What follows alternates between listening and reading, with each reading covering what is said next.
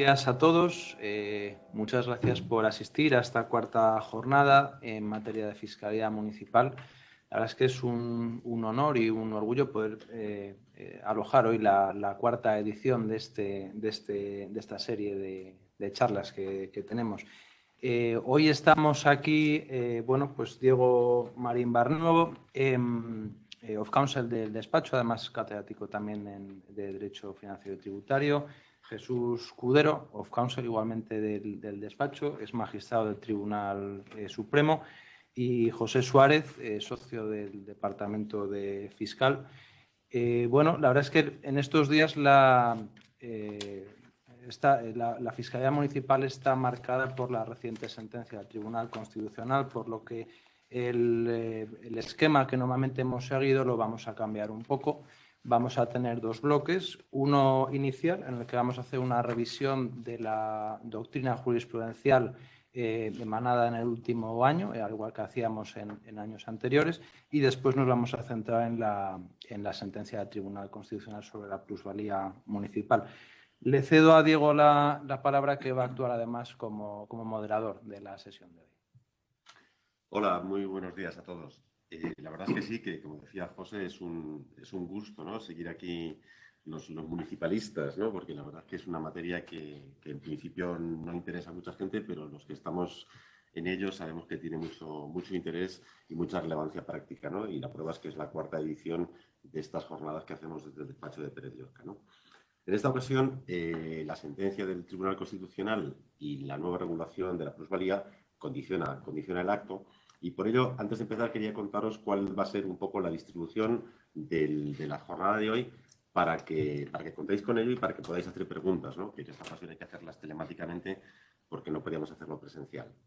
Entonces, vamos a hacer primero un primer bloque que calculamos que puede durar un poco menos de 30 minutos, quizá 25 minutos, donde vamos a repasar toda la jurisprudencia del Tribunal Supremo del último año, como hacíamos siempre, y luego, pues cuando acabe ese bloque, del que queda fuera, lógicamente, la plusvalía municipal, haremos una pequeña pausa, un pequeño debate en relación con las preguntas que hayáis podido plantear, y después de esos 30 minutos lo que haremos será analizar la sentencia del Tribunal Constitucional sobre la plusvalía, la base imponible de la plusvalía municipal. Luego, esa parte primera la hará Jesús Cudero, la segunda parte de la plusvalía la hará José Suárez, que lo que hará será plantear cuáles son las diversas alternativas que tienen los contribuyentes en relación con la reclamación que corresponda, pues si hubieran pagado o si tuvieran dudas sobre la necesidad de pagar la plusvalía. Y luego la última parte en relación con esta materia de plusvalías, que la haré yo, que será el análisis del nuevo régimen jurídico establecido por el Real Decreto Ley 26/2021. Y también, después de hacer ese segundo bloque, haremos también un tiempo de debate para tratar todas las preguntas que hayáis podido formular. Con lo cual, ese es el esquema. Ya sabéis un poco, seguridad jurídica, ya sabéis a qué atenerse y, por supuesto, podéis plantear todas las preguntas que consideréis oportuno a través de la plataforma. Así que, sin más, le cedo la palabra en primer lugar a José Suárez, que va a hablar de la jurisprudencia en relación con dos bloques de impuestos, que es el impuesto de bienes inmuebles y el impuesto sobre actividades económicas. José, adelante. Muy bien, pues muchas gracias. Únicamente para vuestra información, las sentencias a las que nos vamos a referir os las enviaremos en un PowerPoint sencillito con el ECLI y la fecha de las sentencias, por lo tanto no hace falta que andéis tomando notas de las referencias.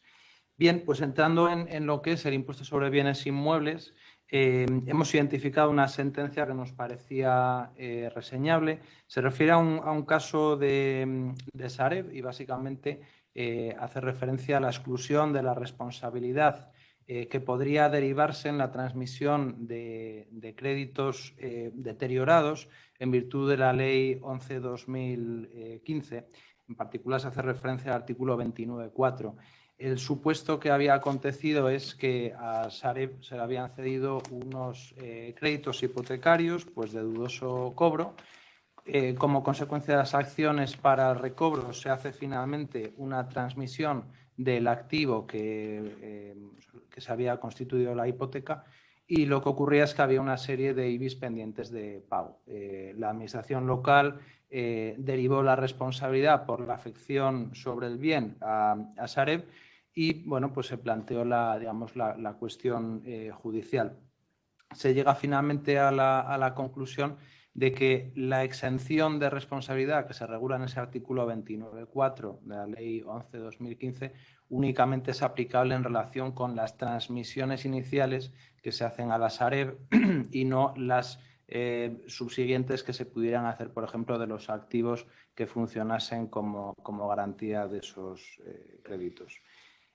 Pasando a lo que es el impuesto sobre actividades económicas, bien, la primera sentencia reseñable que identificamos es la que se refiere al epígrafe del IAE, de las comercializadoras de electricidad. Es la sentencia de 12 de mayo del 21. El pleito lo plantea Factor Energía y básicamente el auto de admisión consideraba relevante la resolución de 3 cuestiones, que era, en primer lugar, cuál sería el epígrafe que debía aplicarse a este tipo de actividad.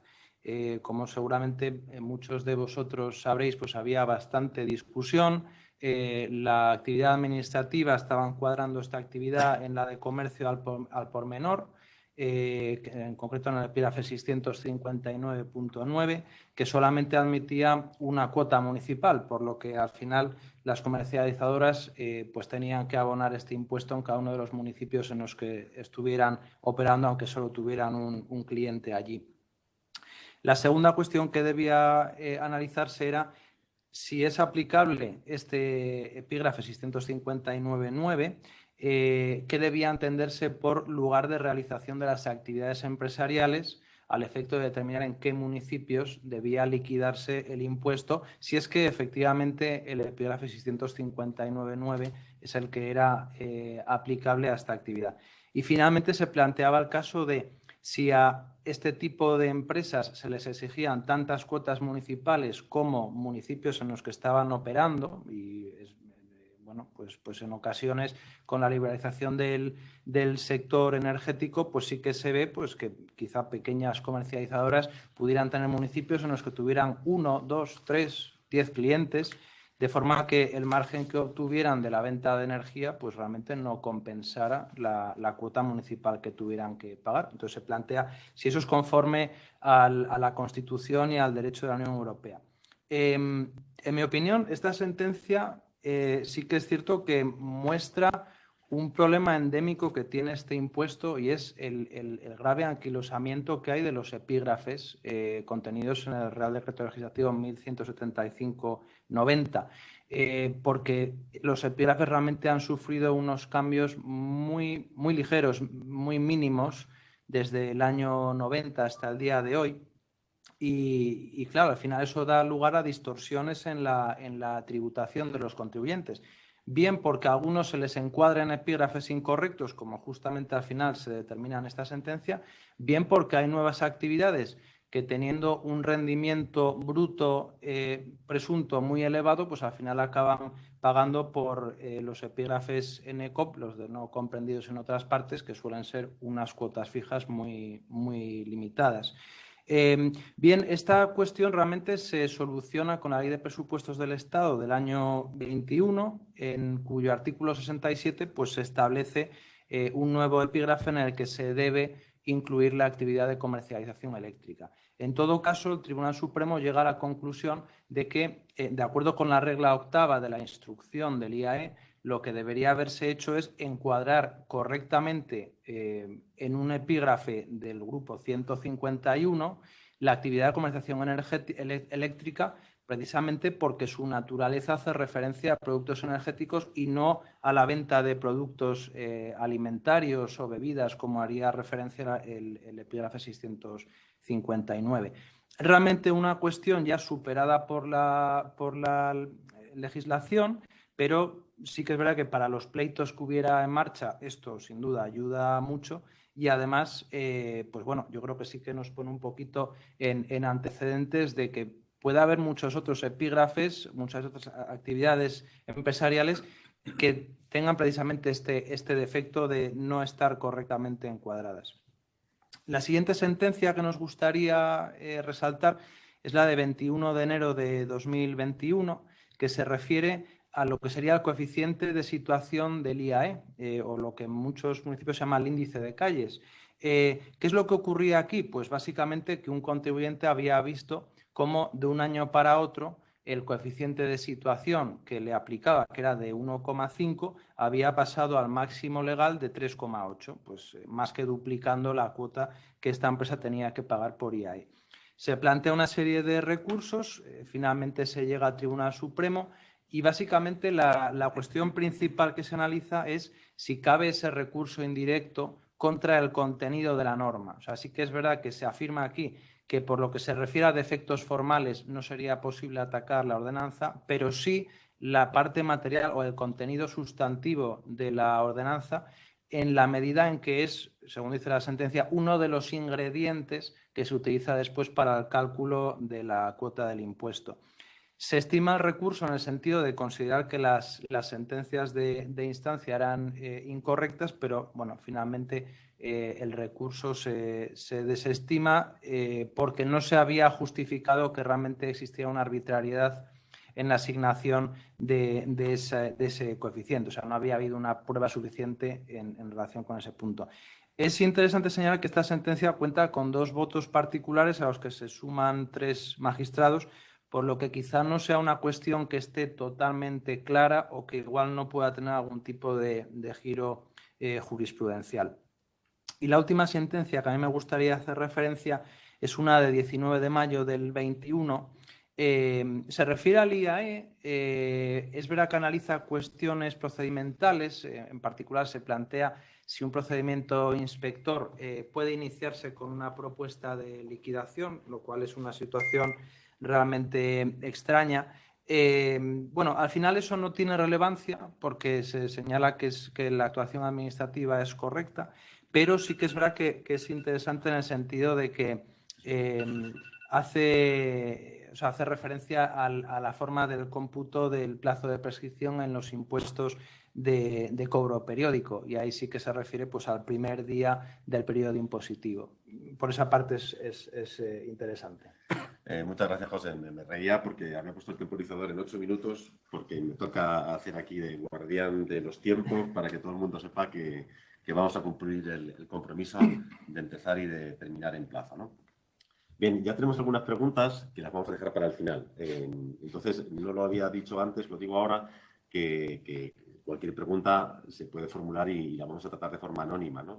Siempre tenemos ese cuidado, pero en este caso todavía más intenso porque ni siquiera yo tengo la información del remitente, que está filtrada. Con lo cual, cualquier pregunta que se haga la abordaremos y la haremos al final. Lo haremos al final porque es el protocolo que yo creo que es mejor para ordenar los temas, ¿no?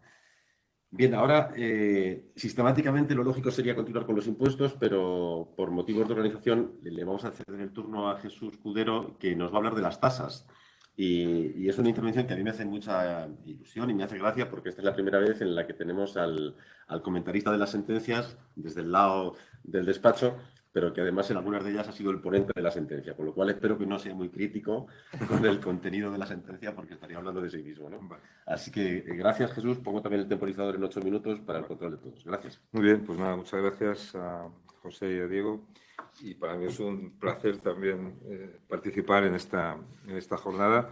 Y además quiero resaltar la importancia que tiene la tributación municipal también ya en el Tribunal Supremo y gracias a un nuevo modelo de casación. Y no solo en la plusvalía, si se ve la producción jurisprudencial de los últimos 3 o 4 años, pues se puede comprobar cómo prácticamente más de una tercera parte son tributos locales. Incluso si suprimimos la plusvalía, solamente con IBI, con tasas, con ICIO, con impuesto de actividades económicas, tenemos un número muy, muy relevante de jurisprudencia del Tribunal Supremo que está creando una doctrina, yo creo que importante, que antes no existía, lógicamente, por la limitación de la cuantía en relación con los tributos locales previstos en la Ley de Haciendas Locales y en otros instrumentos normativos. Nosotros aquí, en relación con las sentencias del último año, pues hemos acotado, en relación con las tasas, hemos seleccionado 4. Esto es como el fútbol. Los seleccionadores hemos decidido estas. Cualquiera de vosotros, pues seguramente hubiera podido eventualmente seleccionar otras, ¿no? A nosotros nos han parecido estas más o menos relevantes. Dos de ellas son de tipo procedimental o generales, y otras dos son más particulares y que además aunque plantean cuestiones que pueden ser o que pueden repetirse en otros ayuntamientos o en otras ordenanzas municipales. La primera sentencia es de 25 de febrero del año 21 de este año, Casación 1986-2019, y más que el fondo del asunto, lo relevante es la doctrina que sienta. Es una doctrina reiterada en relación con un principio que está siendo cada vez más empleado por el Tribunal Supremo, que es el principio de buena administración trasladado a la normativa o a la forma de redactar los instrumentos normativos, en este caso las ordenanzas locales. Es el principio de buena regulación. Aquí el objeto del litigio era la impugnación de una ordenanza fiscal del Ayuntamiento de Grandas de Salime que regulaba una tasa por utilización privativa o aprovechamiento especial del dominio público. Con independencia de otro tipo de materias, lo que se impugnaba por parte del contribuyente era una deficiente regulación y una imprecisa motivación de determinados elementos de la tasa que no hacían a esta suficientemente identificable desde el punto de vista de la concepción misma del tributo. Y lo que me interesa de esta sentencia es cómo algunos particulares de la misma y alguna llamada de atención al legislador reglamentario, tanto en este caso municipal, pero vale mutatis mutandis para el reglamento estatal o incluso para el legislador. Dice la sentencia en un apartado que no resulta extraño comprobar cómo se presentan como impuestos lo que constituyen verdaderas tasas o viceversa, o cómo se juega con la imposición directa o indirecta o con los tributos extrafiscales, por ejemplo. Y dice también cómo es imprescindible que la técnica normativa respete, a pesar de la complejidad conceptual que existe en materia tributaria, respete los conceptos, las estructuras, las finalidades y las figuras tributarias de manera correcta. En este caso dice la sentencia que los preceptos controvertidos en autos son técnicamente incorrectos, pero no llegan a contravenir el principio de seguridad jurídica, que es lo que está aquí concernido. Pues, y aquí está la verdadera esencia de la sentencia, solo si en el ordenamiento jurídico en que se insertan y teniendo en cuenta las reglas de interpretación admisibles en derecho, el contenido o las omisiones de un texto normativo producen confusión o dudas que generan en su destinatario una incertidumbre razonablemente insuperable, cabría anular o declarar la contravención con el ordenamiento jurídico de un instrumento normativo por esta falta o este incumplimiento del principio de buena regulación. Por tanto, es la traslación a la redacción, en este caso de ordenanzas fiscales de los municipios, del principio de buena regulación.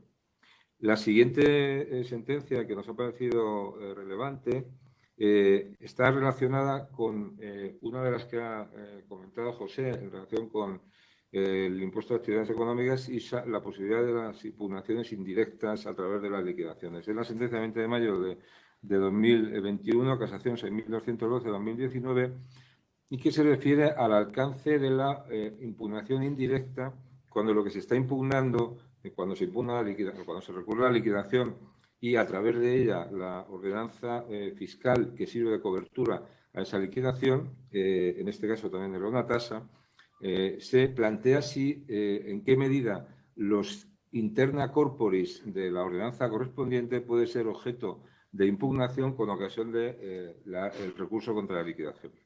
El supuesto de hecho aquí concreto es que la ordenanza impugnada se había limitado a actualizar las cuantías de las tasas mediante la aplicación de un índice corrector de la inflación. Y el sujeto pasivo de este tributo, cuando lo liquida, impugnaba no tanto los mecanismos utilizados por el ayuntamiento para establecer estos índices correctores, sino la cuantificación y el establecimiento de la tasa en el momento en que se había publicado la ordenanza y sus modificaciones anteriores. Y aquí lo que dice la sentencia, aplicando doctrina tradicional, es que desde el punto de vista procesal eso no se puede hacer. Cabe, viene a decir la sentencia, esto es lo relevante, la impugnación indirecta por motivos formales y materiales, pero siempre y cuando estén engarzados o enganchados con el instrumento, la forma y el contenido normativo de aquello que se está impugnando. De manera que si aquello que sirve de base a la liquidación tiene un contenido, como este caso concreto, que es una mera actualización de las tarifas conforme al IPC, ese es el contenido que es objeto de impugnación, porque otros posibles contenidos de la ordenanza habían sido consentidos por el contribuyente y, por tanto, habían ganado firmeza. La siguiente sentencia es la 1659-2020, de 3 de diciembre. Esta es una sentencia que se ha repetido porque hay muchas ordenanzas municipales que plantean o que han planteado esta cuestión. Esta sentencia ha modificado o ha corregido la jurisprudencia anterior, gracias además al nuevo modelo de casación, y se refiere a la utilización de un tipo de gravamen único del 5%, utilizado por muchas ordenanzas municipales. Concretamente, ante el Tribunal Supremo se han impugnado sentencias de la Sala de Valladolid de muchos municipios de Castilla y León en relación con el establecimiento de un tipo de gravamen único por la utilización privativa o el aprovechamiento especial del dominio público local de instalaciones de transporte de energía eléctrica, gas, agua o hidrocarburos. Aunque había más cuestiones en el litigio, lo verdaderamente relevante es que la sentencia de instancia había señalado que ese establecimiento de gravamen único del 5% hacía referencia a un supuesto de aprovechamiento especial, de utilización privativa, siendo así que el supuesto de hecho de estas instalaciones eran de un aprovechamiento especial. Todos sabemos, desde el punto de vista del derecho administrativo general, ¿ya me he ido? Es increíble, ¿verdad? Increíble. Bueno, muy sintéticamente, la diferencia entre aprovechamiento especial y utilización privativa es que la utilización privativa no permite otros usos distintos, salvo el del sujeto concreto, mientras que el aprovechamiento especial permite otros. Lo que al final dice esta sentencia es que adolece la ordenanza municipal de falta de motivación porque trata de manera idéntica a la instalación correspondiente para que se transporte el gas, la energía, etcétera, como si fuera un supuesto de aprovechamiento especial, como si fuera un supuesto de utilización privativa. Siendo así que es identificable que la mayoría de las instalaciones a las que se refiere este supuesto no constituyen un supuesto de utilización privativa, sino simplemente de aprovechamiento especial. Se anula, por tanto, la ordenanza por esta falta de motivación. Y el último supuesto de tasa, que ya voy con la lengua completamente fuera. Lo dejamos para el debate, si quieres. ¿Es la tasa de bomberos? Bueno, la cito simplemente, si quieres. Es la sentencia 1124-2021, del 15 de septiembre. Es una sentencia muy reciente que se refiere a una tasa de mantenimiento y extinción de incendios, que es una tasa que liquida. Es que es una sentencia muy importante, entonces me dejas un minuto. Es una tasa que liquida el Ayuntamiento de la Comunidad Autónoma de Madrid, concretamente el de Rivas Vacia Madrid, que liquida el Ayuntamiento a compañías aseguradoras que actúan como sustitutas del contribuyente, que es el titular de los inmuebles, por un servicio que no presta el Ayuntamiento de Madrid, el Ayuntamiento de Rivas Vacia Madrid, sino que presta por sustitución la Comunidad Autónoma de Madrid, ejerciendo una potestad propia. La mayoría de la sala entiende que esta tasa de la tasa o esta repercusión de una tasa por un hecho imponible ejercido por la Comunidad de Madrid es correcta, ajustada a derecho. Sin embargo, hay 2 magistrados de 5 que entienden que esa tasa es ilegal porque no es una tasa en puridad, sino un instrumento completamente distinto. Perdón por el exceso.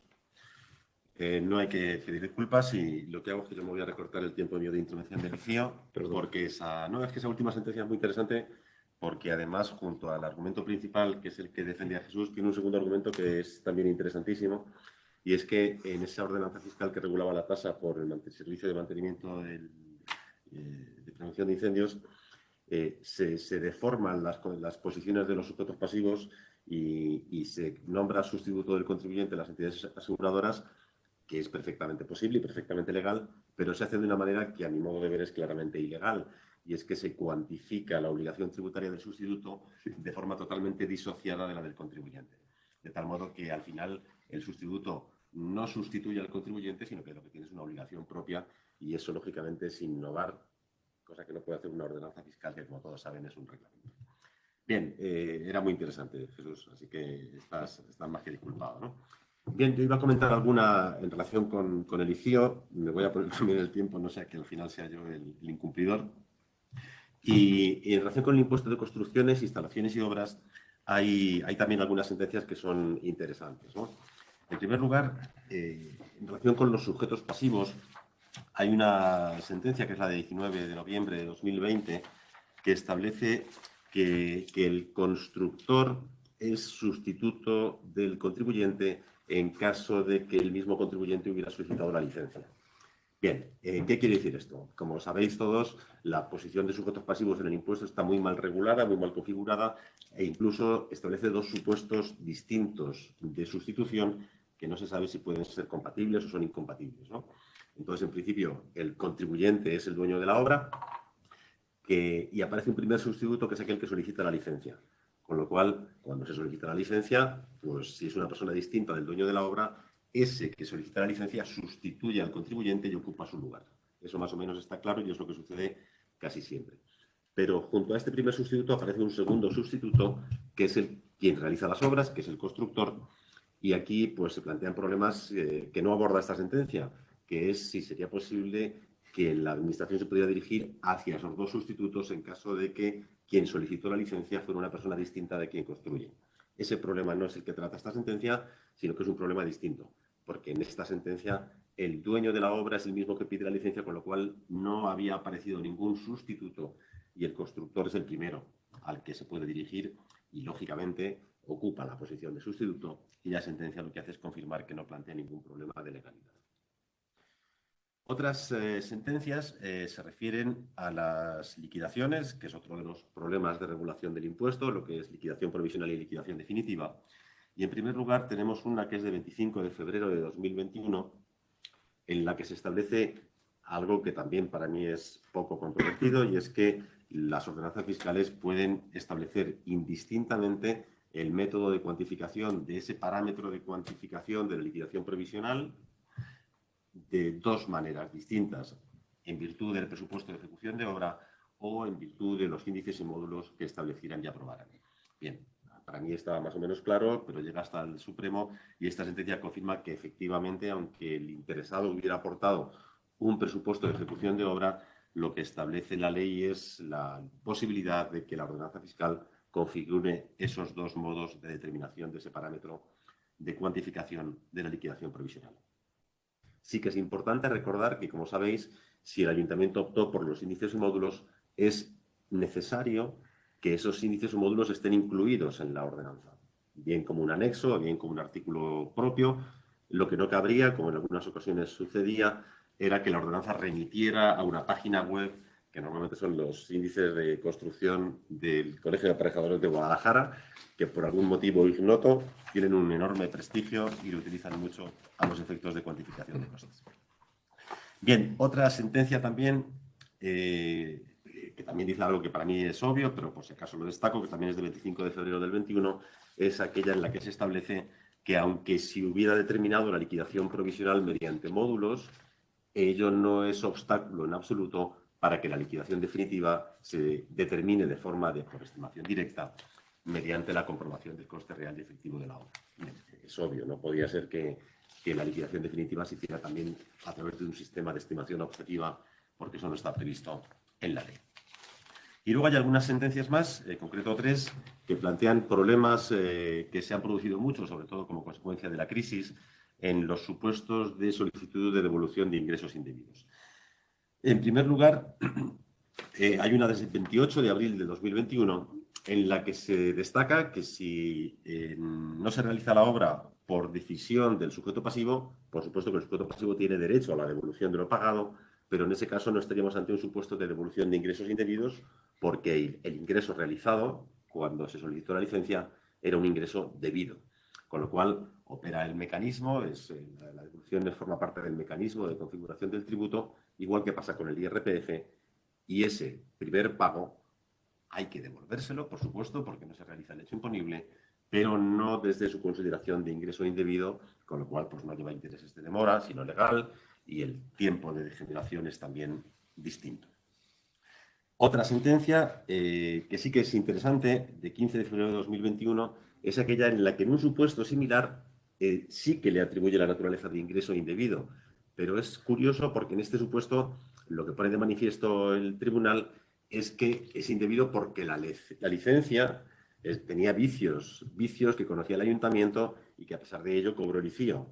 De tal modo que luego se paralizó la obra como medida cautelar y el sujeto pasivo no pudo realizarla, pero por causa de la negligencia o de la mala actuación del ayuntamiento que concedió una licencia con vicios de legalidad. Con lo cual, en ese caso sí que es un ingreso indebido. El periodo de generación es desde el momento del pago y, por supuesto, el tipo de interés aplicable es el interés de demora y no el interés legal de esa cantidad entregada en concepto de pago por liquidación provisional. Y la última, de 4 de noviembre de 2020, que también es interesante, tiene que ver con el periodo de el cómputo de la prescripción para solicitar la devolución de ingreso indebido. Y en este caso lo que se plantea es, es una concreción de la tesis de la accionata a este supuesto concreto y se especifica que el contribuyente puede pedirlo y que la prescripción de su derecho empezará a contar desde el momento en el que pudo pedirlo. Y el momento en el que pudo pedirlo no es el plazo del momento en el que pagó, sino que es el momento en el que hay constancia de que no va a realizar la obra, que puede ser o bien por renuncia del propio interesado o bien por declaración de caducidad que es notificada expresamente al contribuyente. Con lo cual, esos son los dos elementos, los dos supuestos que pueden determinar esa imposibilidad de continuar con la obra y que determinan el nacimiento del derecho del contribuyente a pedir la devolución de ingresos indebidos.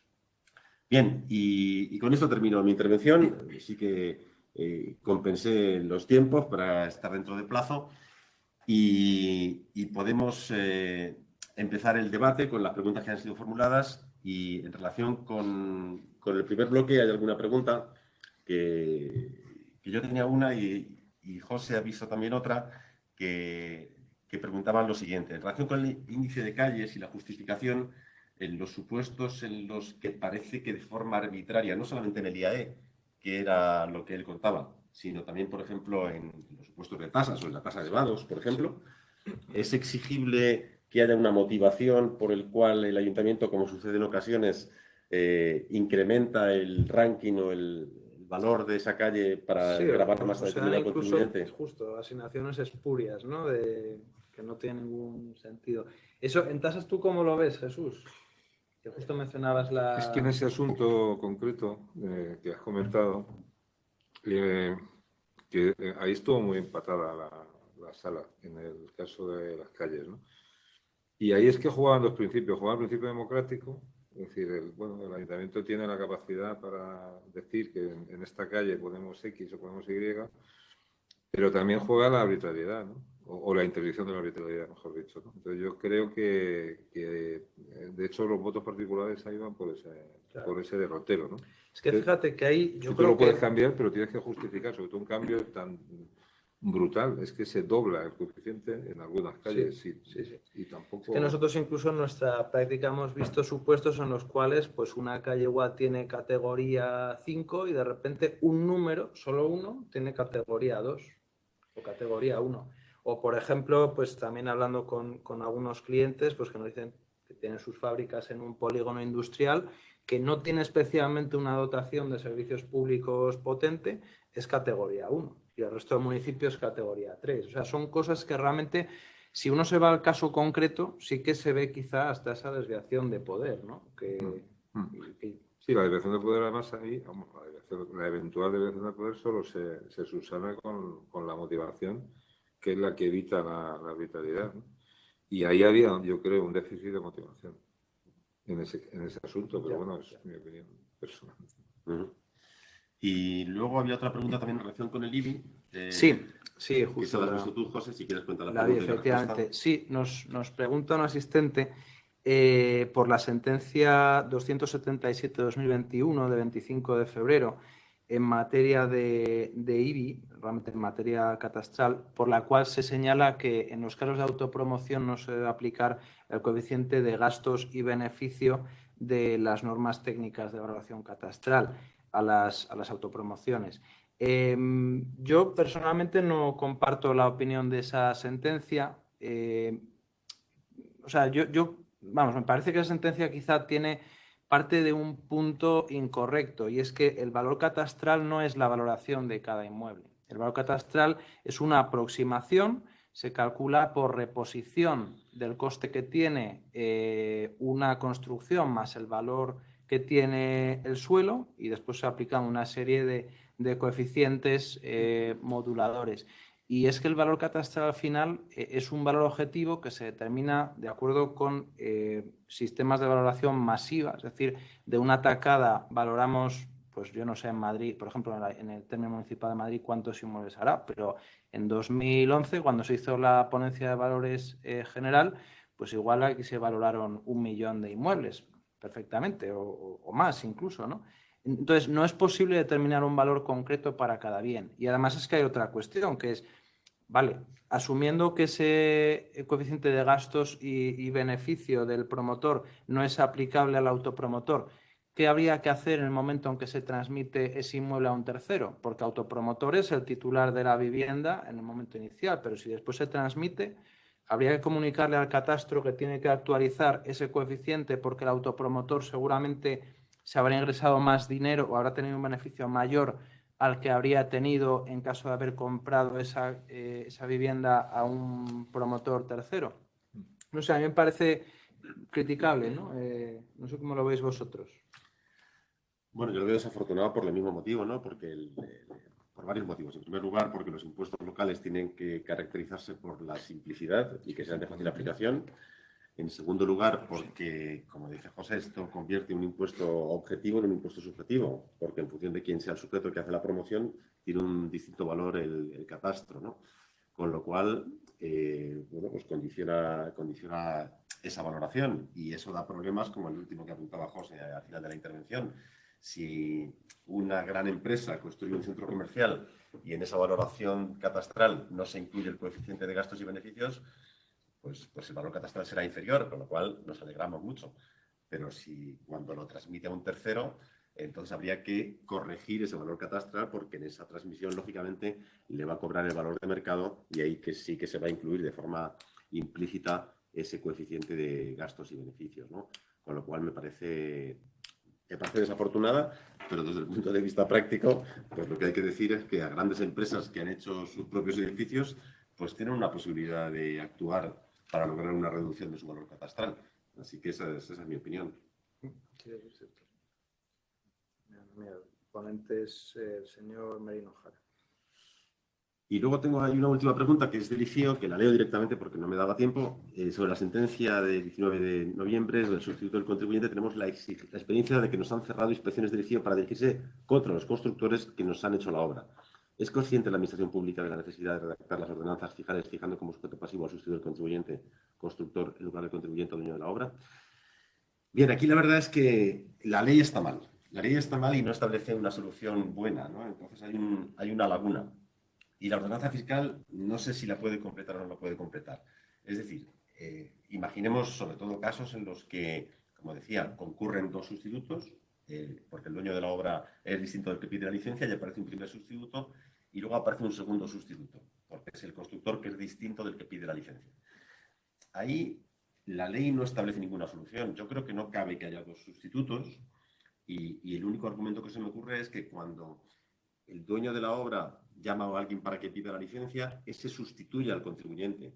Y esa primera sustitución impide la segunda sustitución, porque ya el constructor no puede sustituir al contribuyente que ya había sido sustituido, ¿no?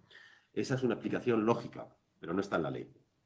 Y luego hay otros problemas que son evidentes, que son los casos en los que se transmiten las obras a mitad de realización, porque en esos casos, pues lógicamente, el devengo que fija los elementos de la relación jurídico-tributaria obligaría a la Administración a dirigirse a quien era sujeto pasivo en el momento de solicitar la licencia. Pero para determinar el coste real y efectivo de la obra, ese primer sujeto pasivo no tiene la información necesaria. Con lo cual es la ley la que tiene el agujero, es difícil encontrar una solución, y bueno, la Ordenanza Fiscal de Madrid sí que intenta corregirlo, pero no sé si es ultravires y no sé si es un exceso que va más allá de lo que establece la ley, ¿no? Sí, nos señalan que en Barcelona justamente se da ese problema. Sí, ¿no? Bien, pues fenomenal. Muchísimas gracias por esas intervenciones iniciales y vamos al segundo bloque de las intervenciones que tienen que ver ahora ya con la plusvalía y pongo 18 minutos para cada uno y intentamos cumplirlo, Jesús. Vale. Bien, pues en principio, bueno, esta parte de la plusvalía, como dije antes, pues también tiene esos tres bloques, perdón, que es el comentario de la sentencia, el análisis de las actuaciones posibles y luego el análisis de la nueva regulación. Así que empiezas, por favor, Jesús, con la sentencia que creo que se ha publicado hoy en el BOE, por fin. Sí, pues bueno, yo en mi intervención querría contextualizar un poco esta sentencia. O sea, ¿qué ha pasado antes de llegar a esta sentencia? ¿Qué energías se han ido gastando? ¿Cuál ha sido la doctrina del Tribunal Constitucional sobre el particular, la jurisprudencia del Tribunal Supremo y cómo llegamos a esta sentencia y qué es lo que dice esta sentencia? Bien, en 18 minutos creo que da tiempo. Gracias a varias cuestiones de inconstitucionalidad planteadas por órganos unipersonales en relación con normas de los territorios históricos de Navarra y la Ley de Haciendas Locales, el Tribunal Constitucional dictó varias sentencias en el año 2017, vamos a quedarnos con la 59 de 2017, que se refiere a la Ley de Haciendas Locales, en las que, en relación con los artículos 107 y 110 de dicha ley, en relación con el impuesto sobre el incremento del valor de los terrenos de la naturaleza urbana, afirmó que la forma de determinar la base imponible en el artículo 17 era inconstitucional en la medida en que sometía a tributación situaciones inexpresivas de la capacidad económica. Dijo también que el artículo 110.4 de la Ley de Haciendas Locales era inconstitucional porque no permitía al contribuyente de ninguna forma probar que en su concreta situación no se había producido el hecho imponible que justificaba el gravamen en que el tributo consistía. Esto que pudiera inicialmente afirmarse que era una sentencia de naturaleza interpretativa, es decir, el Tribunal Constitucional podía haber dicho que el artículo 107.1 y 107.2a de la Ley de Haciendas Locales eran constitucionales siempre que se interpretaran en el sentido de que solo podían aplicarse o someterse a tributación situaciones en las que se producía el hecho imponible, es decir, el incremento de valor como consecuencia o puesto de manifiesto de una transmisión. El Tribunal Constitucional, sin embargo, decidió poner la oración por pasiva y lo que afirmó fue que era inconstitucional, pero solo cuando y en la medida en que sometía a tributación circunstancias inexpresivas de capacidad económica. Como todos sabrán, esto produjo en los tribunales españoles una división absolutamente radical entre las doctrinas que se vinieron a llamar la doctrina maximalista y la doctrina relativa. La doctrina maximalista entendía que por mor de esta declaración de constitucionalidad y por otro párrafo que utilizaba la sentencia 59 de 2017, en la que se decía que solo al legislador en ejercicio de su potestad tributaria le correspondía determinar en estas situaciones cómo debía determinarse la base imponible, la teoría maximalista decía que ya no existía el impuesto sobre el incremento del valor de los terrenos de la naturaleza urbana porque hasta que no hubiera una norma jurídica con rango de ley que así lo determinara, no era posible liquidar el tributo. Otros tribunales superiores de justicia y otros juzgados unipersonales afirmaron por el contrario o fueron partidarios de la doctrina relativa. O sea, la doctrina relativa lo que decía es que la inconstitucionalidad establecida por el Tribunal Constitucional en estas sentencias era relativa, de manera que, constatado la existencia del hecho imponible, es decir, del incremento, jugaba en toda su intensidad la forma de determinar la base imponible establecida en el artículo 107. Madrid y Barcelona, los TSJ de Madrid y Barcelona, fueron los exponentes máximos o más identificables de la doctrina maximalista y otros TSJs fueron los más identificados como partidarios de la tesis relativa. Esta división dio lugar a que, gracias al nuevo modelo de casación, estos asuntos llegaron al Tribunal Supremo, que en julio de 2018 empezó a dictar las sentencias correspondientes de 2019, perdón, en las que se afirmó que la tesis correcta era en 2018, pero era la doctrina relativa. Entonces, el Tribunal Supremo lo que afirmó es que la inconstitucionalidad del artículo 107 de la Ley Hacienda Local era relativa, condicional o limitada, de suerte que al sujeto pasivo le correspondía probar que no había incremento, porque la doctrina del Tribunal Constitucional era cabalmente esa. Si se prueba que no hay incremento, no hay plusvalía, no hay hecho imponible, no se liquida conforme al artículo 107 y, sin embargo, si no se puede probar al contribuyente a quien le corresponde la carga de la prueba que hay incremento, se despliega con toda su eficacia el artículo 107. Esa fue, durante 4 años y medio, ha sido el devenir natural de este tipo de situación. El Tribunal Constitucional se ha pronunciado una segunda vez sobre esta cuestión en relación con la confiscatoriedad. En una cuestión de constitucionalidad en la que lo que se plantea es una cuota tributaria que, como consecuencia de la aplicación del artículo 107 de la Ley General Tributaria, de la Ley de Haciendas Locales, es decir, a incremento de valor, pero por aplicación de los coeficientes del 107, la cuota absorbe en su totalidad el incremento gravable, el Tribunal Constitucional dice que en ese supuesto la plusvalía generada es confiscatoria.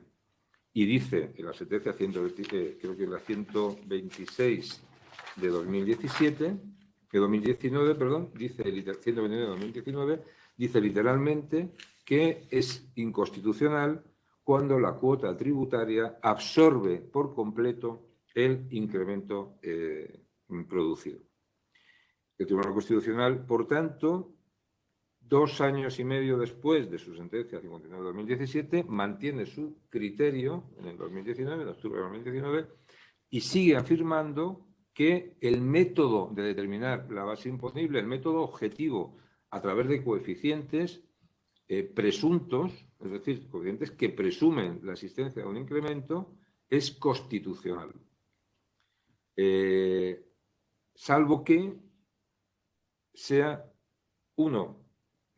salvo que se produzca en un supuesto en el que el contribuyente demuestre que no ha habido incremento, no ha habido hecho imponible, o 2, salvo que existiendo incremento del valor como puesto de manifiesto como consecuencia de la transmisión y aplicando los coeficientes, el resultado sea confiscatorio. Y llegamos aquí a la sentencia que estamos comentando, la sentencia publicada hoy, la sentencia del Tribunal Constitucional 182/2021. Esta sentencia es consecuencia de una cuestión de inconstitucionalidad interpuesta o formulada por la Sala de lo Contencioso Administrativo del Tribunal Superior de Justicia de Andalucía, con sede en Málaga. Y el supuesto de hecho que se plantea en el litigio en el que se deduce esta cuestión de inconstitucionalidad es de pura confiscatoriedad. El supuesto de hecho es el siguiente, reduciendo las cuotas y las magnitudes para que nos aclaremos. Se liquida una cuota de la plusvalía por importe más o menos de 70.000 euros. En una transmisión que había sido de 900.000 por un inmueble que había sido adquirido por 781.000. Por tanto, la cuota tributaria la cuota de la plusvalía representaba casi el 60% del valor del suelo. Y lo que le pregunta, o lo que se cuestiona la Sala de Málaga y lo que le pregunta el Tribunal Constitucional, no es si la forma de determinar la base imponible del impuesto es contraria a la Constitución, sino si es confiscatorio. Concretamente, lo que la Sala de Málaga le pregunta es si el método de cálculo empleado por el legislador para obtener la base imponible del tributo puede dar lugar a cuotas tributarias que supongan una carga fiscal excesiva o exagerada para el contribuyente en supuestos como como el controvertido, en el que aun cuando el importe de la cuota tributaria no resulta superior a la plusvalía realmente obtenida con la transmisión, sí supone una parte muy significativa de la misma. Recordemos que lo que había dicho la sentencia 126/2019 es que sí era confiscatorio cuando la cuota tributaria absorbía toda la riqueza gravable. Y aquí lo que hace la Sala de Málaga es dar un pasito más allá. si leemos el auto planteando la cuestión de constitucionalidad, lo que hace los jueces de Málaga es aplicar la doctrina del Tribunal Europeo de Derechos Humanos, que en relación con la carga tributaria y la proporcionalidad y el carácter excesivo, dice es que es confiscatoria una carga tributaria que asciende o que puede ascender al 60% de la riqueza gravable. ¿Y qué es lo primero que tiene que hacer el Tribunal Constitucional en esta materia? Pues, desde mi punto de vista, hacer una pirueta procesal y decir, bueno, en realidad este asunto es diferente al que analizamos en la sentencia 126/2019. Porque en la sentencia 126/2019 la cuestión iba de confiscatoriedad. Y en la sentencia 126 de 2019, es decir, dictada 2 años antes que la que ahora nos ocupa, ya no 4 años y medio antes como la sentencia de mayo de 2017, la 59 de 2017. En la sentencia dictada 2 años antes, el supuesto de hecho era mutatis mutandis prácticamente el mismo. La diferencia es que en lugar de absorberse toda la riqueza gravable, confiscatoriedad pura y dura, se absorbía una parte relevante del incremento objeto de gravamen, del hecho imponible. Entonces, el Tribunal Constitucional tiene que hacer una pirueta. Y el Tribunal Constitucional dice, bueno, en realidad esto no va de confiscatoriedad porque la confiscatoriedad es una cosa que está dentro de la capacidad económica. Y dice, es un subprincipio. Voy a leer lo que dice literalmente el Tribunal Constitucional. Dice, el principio de no confiscatoriedad puede ser considerado un subprincipio del principio de capacidad económica porque su vulneración tiene lugar cuando la carga tributaria total resulte desproporcionada. Desproporción en el gravamen, cuyo enjuiciamiento debe ubicarse no tanto en el principio de no confiscatoriedad, como afirma el órgano judicial proponente, sino en el principio de capacidad económica como criterio, parámetro o medida de imposición. Este es el primer overruling que hace la sentencia del Tribunal Constitucional, en realidad, sin decirlo. Este es el primer cambio de criterio. ¿Por qué? Porque esta determinación de que la naturaleza jurídica de la no confiscatoriedad no es cosa distinta que la capacidad económica, no lo dijo ya no en la 59/2017, sino en la 126/2019. Por tanto, como el fiscal en este asunto le plantea al Tribunal Constitucional, oiga, no puede usted decir cosa distinta de lo que haya dicho hasta ahora. Tiene que decir lo que haya dicho. De hecho, el voto particular de Cándido Conde Pumpido le reprocha al Tribunal Constitucional esta cuestión, este cambio de criterio. No tanto o no solo porque, por las razones que el magistrado afirma de que no es el momento, son los mismos magistrados, no hay circunstancias que hayan cambiado, etcétera, etcétera, sino también por razones de índole puramente procesal, de coherencia interna de la sentencia, desde mi punto de vista. Yo creo que puede dudarse, en parte, sobre si resulta coherente que a tenor de un contenido de una cuestión de inconstitucionalidad se aborde esta desde otra perspectiva. Dicho lo cual, nada que objetar porque el Tribunal Constitucional puede hacerlo. De hecho, puede incluso plantearse autocuestiones de inconstitucionalidad. ¿Verdad? Que si puede hacerlo, esto puede hacerlo también. Pero podría haberlo hecho de otra forma sin necesidad de acudir a esta pirueta. Bien, el segundo y el más importante cambio de criterio es el que se produce cuando afirma que ya no decimos que la forma de determinar la base imponible conforme a parámetros objetivos que determinan incrementos presuntos es válida, que es lo que dijo en la 59/2017, porque ahora se dice lo contrario. Ya no vale lo que dijo en la 59/2017 cuando dice es plenamente válida la opción de política legislativa dirigida a someter a tributación los incrementos de valor mediante el recurso a un sistema de cuantificación objetiva de capacidades económicas potenciales. Eso ya no vale. Ahora estamos ante un impuesto que, según el Tribunal Constitucional, si se lee con detenimiento esta sentencia, pone de manifiesto o debe ir dirigido a capacidades económicas reales, porque no de otra forma puede darse lectura a esta sentencia. Dice literalmente el Tribunal Constitucional, la renuncia a gravar según la capacidad económica real, lo dice, manifestada en el hecho imponible estableciéndose bases objetivas o estimativas, no puede ser arbitraria, sino que exige justificación objetiva y razonable. justificación que debe ser más sólida cuanto más se aleje de la realidad el método objetivo elegido normativamente. Y dice también, o sea, por tanto, lo que es contrario a la Constitución es el método mismo, ya no que someta a tributación incrementos no producidos o cuando el sujeto pasivo demuestra que no se han producido, sino el propio método, haya o no incremento. Y dice el Tribunal Constitucional, la declaración de inconstitucionalidad del 107.1, segundo párrafo, 107.2, 107.4, y ojo al dato, que diría el gran comentarista deportivo, supone su expulsión del ordenamiento jurídico, dejando un vacío normativo sobre la determinación de la base imponible que impide la liquidación, la comprobación, la recaudación y la revisión de este tributo local y, por tanto, su exigibilidad. Que sea comprobación, recaudación y revisión, se lo dejo a mi compañero y amigo José, que ahora no lo explicará. Pero ojo a lo que se dice en este párrafo, en este apartado de la sentencia. El siguiente aspecto, y prácticamente termino porque creo que me debe quedar un minuto o una cosa así, es dos anomalías o dos paradojas o dos circunstancias que yo no puedo dejar de manifestar aquí. Primero, la sentencia tiene efectos prospectivos y ha decidido que produce efectos de nulidad solo a partir del momento en que se dicta. El momento en el que se dicta es el momento que lleva la fecha de esa misma sentencia.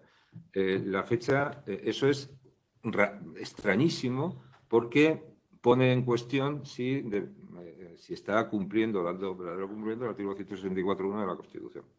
Pero lo extrañísimo del caso es que esta sentencia se ha producido, o sea, se ha conocido a través de la página web del Tribunal Constitucional y ha sido la página web del Tribunal Constitucional el instrumento que ha permitido al Gobierno a dictar un decreto ley citando una sentencia que no tenemos más remedio que calificarla inexistente porque solo lo publicado en un boletín oficial da naturaleza de eficacia normativa o de eficacia pública, no normativa, de eficacia pública a las resoluciones judiciales. Solo me he pasado en medio minuto. Gracias. Estupendo, muchas gracias. Además, bueno, ya lo sabéis, tendría muchas más cosas que contar porque ha sido ponente en muchas de las sentencias del Tribunal Supremo y en concreto estaba recordando una que es aquella en la que se plantea la hipótesis en la que la cuota supera la base imponible y lo que se propone es reducir la cuota hasta que llegue a agotar la base imponible.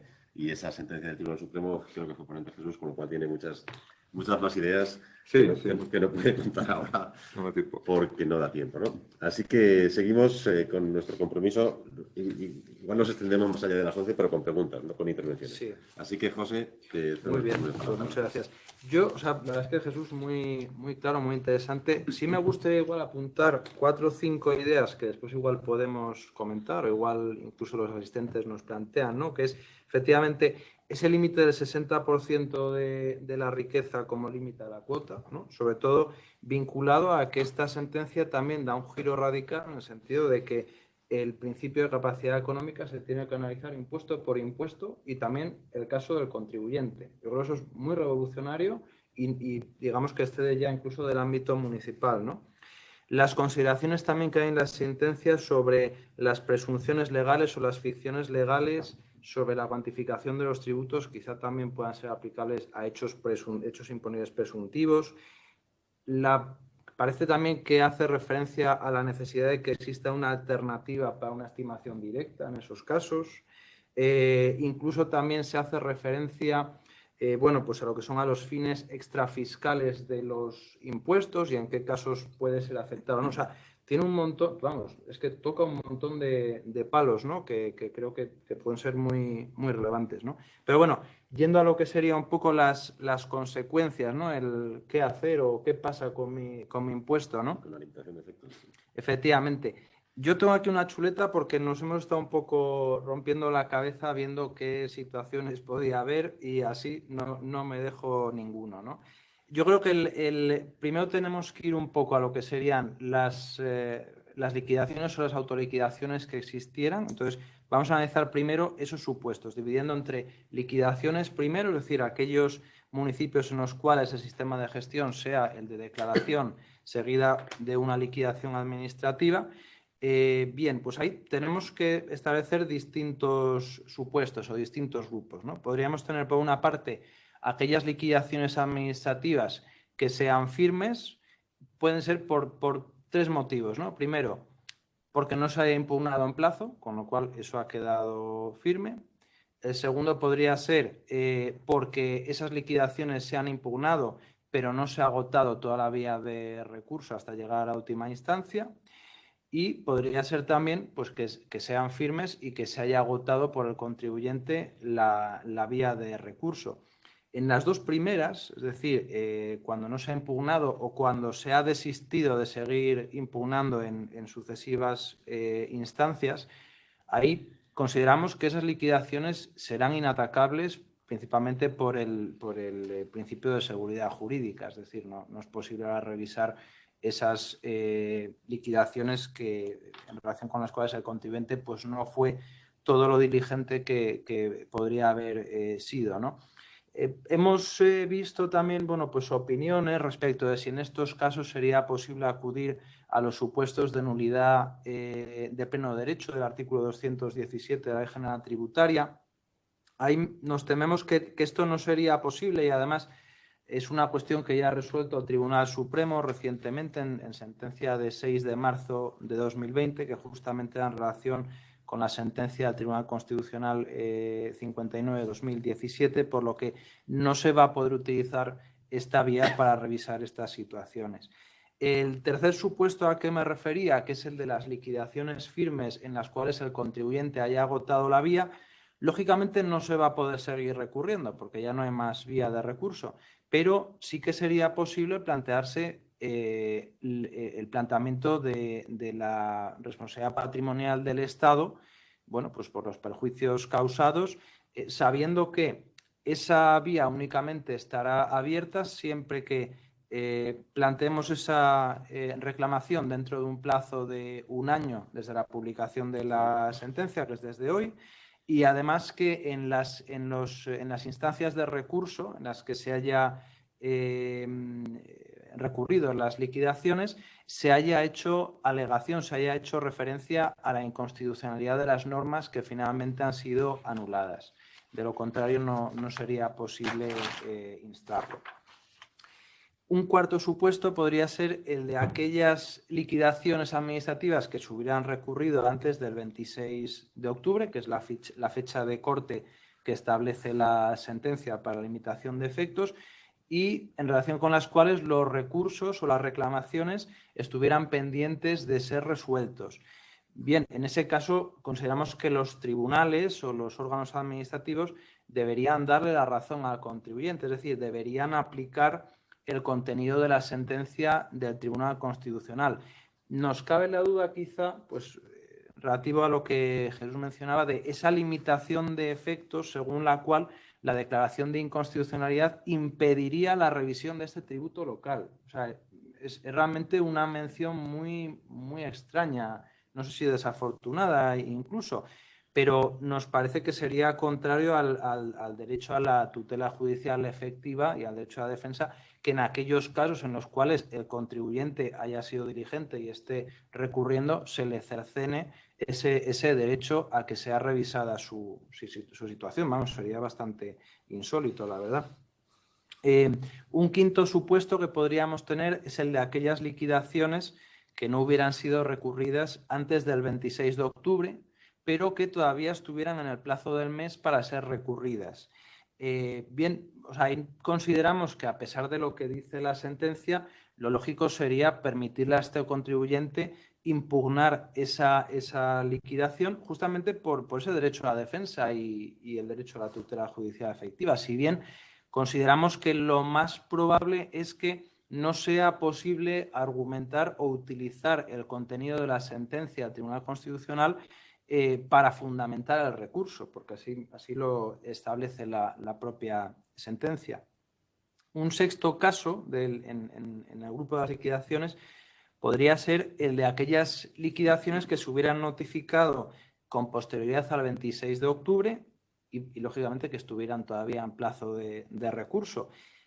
La verdad es que sería bastante insólito, incluso en algún caso bastante patológico, ¿no? Se nos ocurre que podría darse el caso, por ejemplo, porque hubiera existido un desfase entre la fecha en la que se adopta el acto administrativo y se notifica al contribuyente.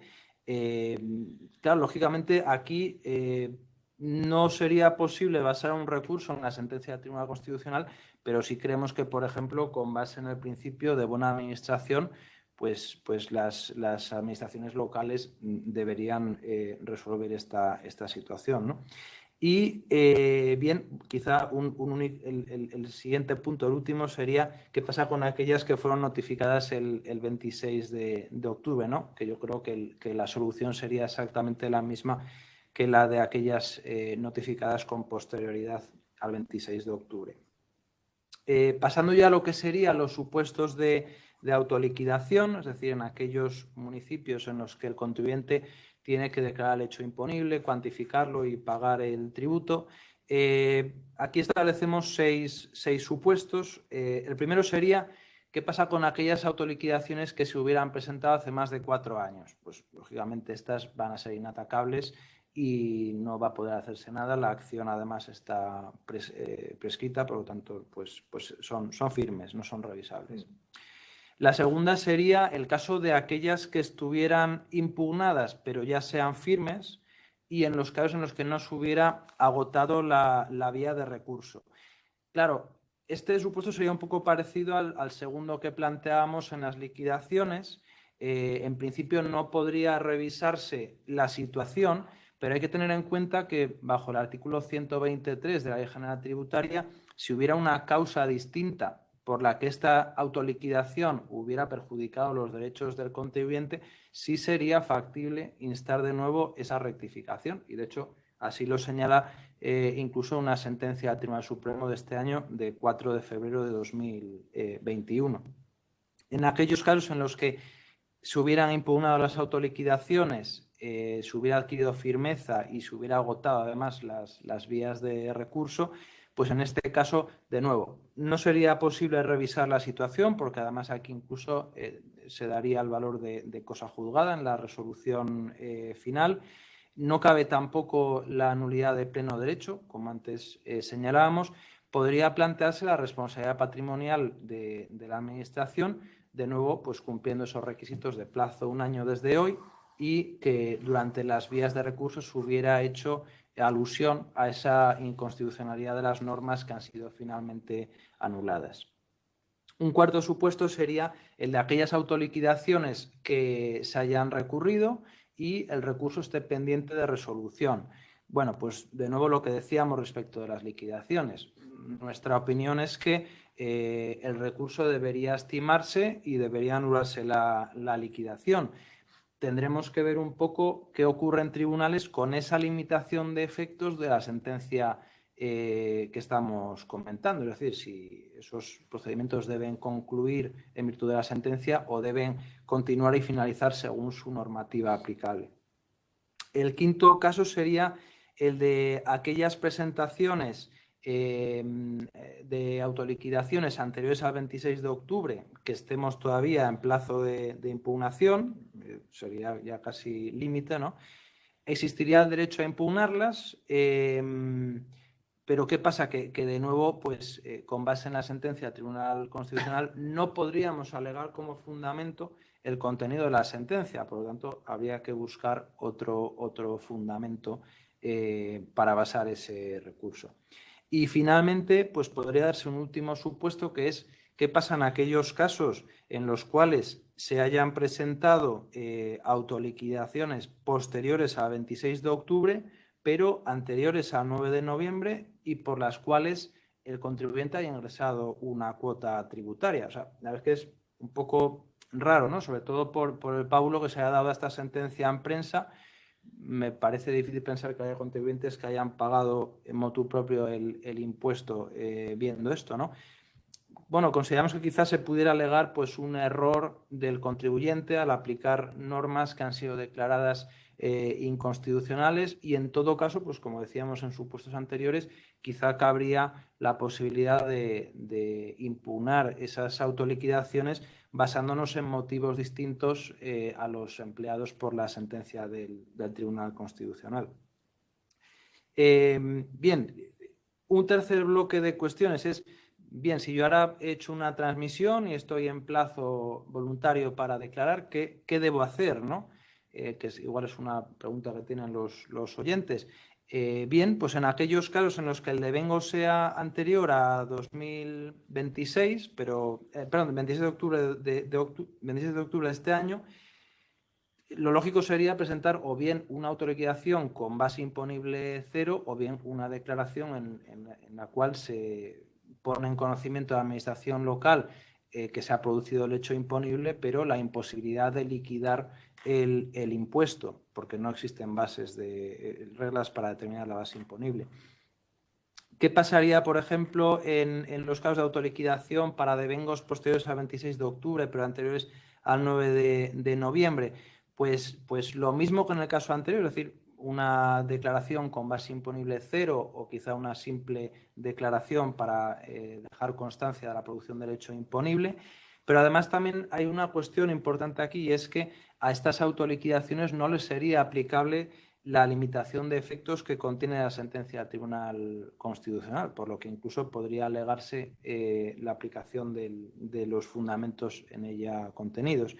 Y finalmente, pues ¿qué pasan aquellos devengos que hubieran sido posteriores al 8 de noviembre, es decir, ya bajo la vigencia del Real Decreto Ley 26/2021? Bueno, pues eso nos lo va a comentar ahora después Diego. Sí que antes de cederle la palabra me gustaría hacer referencia pues, a las cuestiones que comentamos de recaudación, comprobación, incluso también, aunque no lo hemos mencionado, a los supuestos en los cuales estemos en el caso de inmuebles situados en los territorios forales. Recaudación. Claro, puede ser el caso de que aquí tengamos contribuyentes que tengan aplazamientos de deudas por este impuesto, por devengos previos a la sentencia del Tribunal Constitucional, incluso contribuyentes que estén con apremio. La verdad es que nos parece también bastante extraña o peculiar la inclusión de la aplicación de la limitación de efectos de la sentencia a todo lo que es la actividad recaudatoria de la Administración. Y la verdad es que, bueno, teníamos cierta duda de qué iba a pasar con la sentencia que se publicara en el BOE, si se iba a mantener esta adicción. Nos parecía raro que se cambiara la redacción, ¿no? Pero sí que es verdad que, habiendo comprobado esta mañana el texto de la sentencia, sigue estando ahí la limitación a los actos de recaudación. Tendremos que ver un poco cuál es la práctica administrativa y nos tememos que quizá aquí pues, haya fuente de litigación porque desde luego hay fundamento por parte de los contribuyentes para mantener que cualquier actuación de recaudación debería paralizarse. En relación con las comprobaciones que estuvieran en curso por hechos imponibles anteriores al 26 de octubre, pues ahí sí que creemos que las actuaciones deberían archivarse sin más consecuencias, es decir, no es posible liquidar ese impuesto. En cuanto a la situación en los territorios forales, pues lógicamente la sentencia del Tribunal Constitucional no analiza su normativa, porque no era el caso que se había planteado. No están, por tanto, esos impuestos afectados por la limitación de efectos contenidos en la sentencia y, por lo tanto, podría ser razonable incluso plantearse actuaciones para impugnar esas plusvalías municipales. Sí que es verdad que viendo la redacción actualizada, porque en los territorios forales se había modificado la norma tras las sentencias de 2017, podía incurrir en el mismo tipo de defectos que los que ahora se analizaban en la sentencia del Tribunal Constitucional y, de hecho, las propias diputaciones forales han sido muy ágiles en la actualización de sus textos. Pero aquí pues yo creo que sí que hay posibilidades de hacer algunas cuestiones, de revisarlo. Y con esto, clavado. Clavado el tiempo. Muy Te bien, cedo muchas la palabra, Diego. Y para mí una idea, muchas ideas interesantes, ¿no? Pero hay una importantísima, ¿no? Porque al principio, cuando se conocieron los borradores, mucha gente clamaba al cielo porque decía que la sentencia limitaba el derecho de recurso. Claramente no es así. Se pueden impugnar en todo caso. Lo que se limita es el fundamento del recurso. Eso es. Sí. Estupendo, pues continuamos con el último bloque y que me corresponde a mí contar cuáles son los cambios introducidos por el Real Decreto Ley 26/2021 y analizarlo con detalle, ¿no? Con lo cual, debo comenzar haciendo referencia a la utilización del Real Decreto Ley como instrumento normativo que ha sido motivo de críticas ácidas y que va a seguir siéndolo, ¿no? Por dos motivos, porque como sabéis, el Real Decreto Ley tiene unas limitaciones, se regula en el artículo 86 de la Constitución y su utilización, que supone lógicamente la regulación por el Ejecutivo de una competencia atribuida normalmente al Legislativo, está limitada. Está limitada y tiene una doble limitación. Por un lado, a que concurran causas de extraordinaria y urgente necesidad y, por otro lado, a que esa regulación no afecte a los derechos y libertades reconocidos en el título primero de la Constitución. Y bueno, y muchos autores, en particular del lado de la universidad, en este caso, criticaban abiertamente esa utilización del decreto ley. En mi opinión, yo creo que el primer punto es problemático, ¿no? La concurrencia de extraordinaria y urgente necesidad creo que sí que existe y que por ese lado no debería haber problemas, que además la exposición de motivos hace una buena justificación de la concurrencia de esas circunstancias de extraordinaria y urgente necesidad. ¿Por qué? Pues porque pone de manifiesto que la declaración de inconstitucionalidad impide exigir el tributo, que eso afecta a las haciendas locales y que eso le impide cumplir con los compromisos de equilibrio presupuestario y de estabilidad presupuestaria. Con lo cual, a mí me parece razonable, lo hemos comentado todos, nos parece razonable que ese primer requisito sí concurre en el presente supuesto, porque si se tuviera que tramitar una ley durante esos 3 meses como mínimo que transcurrirían, pues habría un vacío normativo que desde luego pues, causaría un enorme daño a la hacienda local y al equilibrio presupuestario. La segunda cuestión es menos evidente. La segunda cuestión es menos evidente el determinar si esa regulación contenida en el Real Decreto Ley 26/2021 afecta al deber de contribuir, en los términos señalados por la jurisprudencia del Tribunal Constitucional. Bien, según la primera jurisprudencia del Tribunal Constitucional, que llega hasta el año 1997, permitiría decir que sí es inconstitucional, porque en esa primera jurisprudencia se decía que por decreto ley no se podían regular los elementos esenciales del tributo. Y en esta modificación, como sabéis, se modifica la base imponible, que es un elemento esencial del tributo, y consecuentemente sí que sería inconstitucional.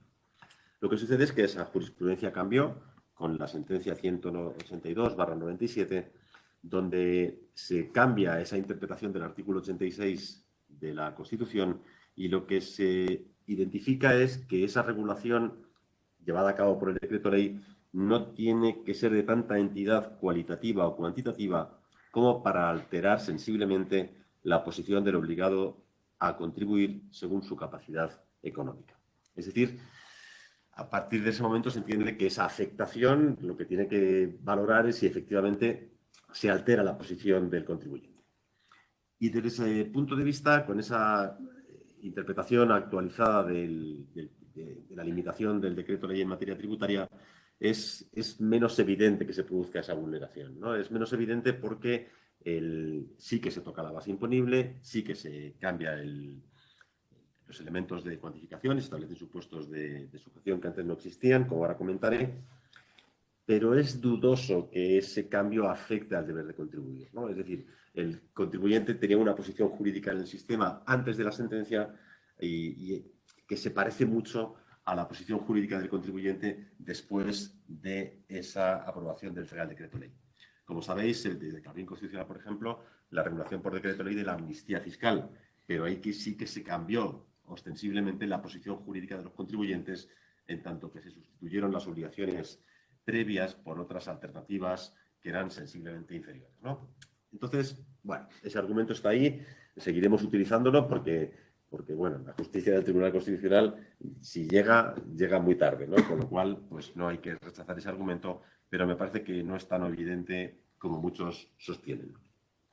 Y dicho esto, vamos a ver cuál es el contenido. El contenido tiene 3 grandes cambios que luego veremos con detalle. Por un lado, reconoce la no sujeción de las transmisiones en las que no hubo incremento de valor. Es una obviedad, eso ya lo había, era la consecuencia de la sentencia 59 de 2017 del Tribunal Constitucional y de la interpretación que de ella hizo el Tribunal Supremo, con lo cual se reconoce expresamente la no sujeción.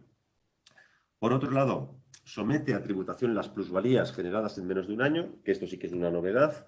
Esto existía en la ciudad de Barcelona, que tiene un régimen especial, pero no en el resto del territorio común, y es una novedad significativa. Y por otro lado, establece dos modos distintos de determinación de la base imponible para que el contribuyente elija aquel que le resulta más beneficioso. Esos son los tres grandes cambios introducidos en la configuración del impuesto sobre incremento del valor de los terrenos de naturaleza urbana. Ahora vamos a analizar en detalle cada uno de ellos, ¿no? Por un lado, en relación con la no sujeción, se establece en el artículo 104.5 y la regulación me parece que es razonable y recoge lo esencial de la jurisprudencia del Tribunal Supremo, ¿no? En el sentido de que hay que comparar los valores de adquisición y de transmisión y que cuando esos valores contienen suelo y construcción hay que hacer la proporción para saber en qué parte del valor total se corresponde con suelo y qué parte del valor total se corresponde con construcción. Y a tal efecto se dice expresamente que lo que se hará será trasladar los porcentajes de suelo y construcción que están en la valoración catastral a los valores de transmisión y de adquisición. Con lo cual, esa parte más o menos existe y se establece de forma similar a lo que venía haciéndose en aplicación de la jurisprudencia. Luego, por otro lado, añade que para la comparación de los valores de las transmisiones onerosas se utilizarán los siguientes valores: el que conste en el título que documente la transmisión o el comprobado, en su caso, por la Administración. Esto es interesante porque aquí yo creo que comete un error el decreto ley, que es el siguiente.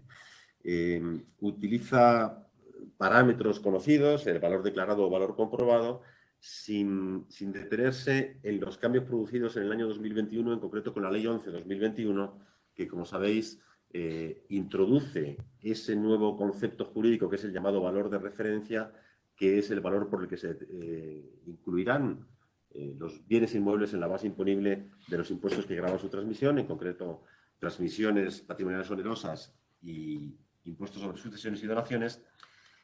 Y expresamente, esa modificación de la Ley 11/2021 establece que no cabe la comprobación de valores en esos casos, con lo cual no hay comprobación de valores.